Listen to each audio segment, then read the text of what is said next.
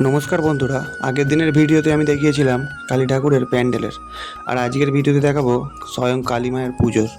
যেহেতু আমি উপোস থাকি কালী পুজোর জন্য, সেই জন্যে বাউন ঠাকুরের সাথে আমি কাজ করার জন্য সহযোগিতা করছিলাম। যেমন বাউন ঠাকুরের সমস্ত কাজ করে দিচ্ছিলাম, তার সাথে সাথে এই যে ফটোটা আপনারা দেখতে পাচ্ছেন, এইটা আমার স্বপন দাদুর, যিনি কিছুদিন আগে মারা গেছে। সেই জন্য এই ফটোটা কালী ঠাকুরের কাছে রাখা হয়েছে স্বপন দাদুর স্মৃতির উদ্দেশ্যে।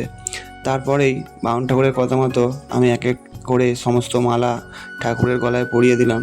তারপরে এই যে দেখতে পাচ্ছেন আপনারা, এই যে জবা ফুলের মালাটা, এই জবা ফুলের মালাটা বেশ বড় মতন ঠাকুরের সাথে ঘট অবধি পেয়ে যাচ্ছে, এই মালাটা পরিয়ে দেয়া হলো। সবচেয়ে বড় কথা বন্ধুরা, আমাদের এখানে প্রত্যেক বছরই বড় কাটামার ঠাকুরই পুজো করা হয়। এবছর আমরা কোথাও ঠাকুর না পাওয়ার কারণেই শেষ পর্যন্ত আমরা বাধ্য হয়ে এই ছাঁচের ঠাকুরটি এনে পুজো করলাম। স্বপন দাদু মরে যাওয়ার কারণে আমাদের এখানে প্রথমে পুজো করা হবে না বলা হয়েছিল, কিন্তু শেষ মুহূর্তে আমরা পুজো করবে বললাম। তাই জন্যেই হঠাৎ করে আয়োজন সমস্ত করার ফলে আমাদের বড় কাটামার ঠাকুর পাওয়া যায়নি। এরই মধ্যে আমরা থেকে থেকে সমস্ত ঠাকুরের কাজ শেষ করে ফেললাম। এদিকে দেখো, দেবস্মিতা হেঁটে হেঁটে আসছে, আমার বোন বসে আছে ঠাকুরের জোগাড় করছে।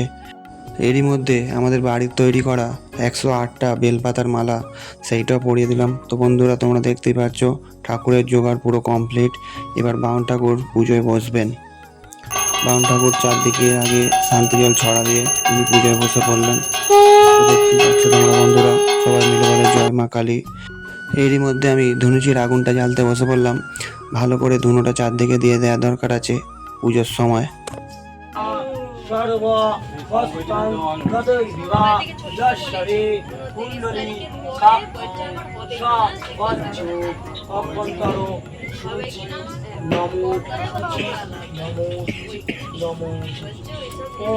काली काली महाकाली काली के पापहारी धर्म कामंदे देवी नारायणी नमोस्तुते।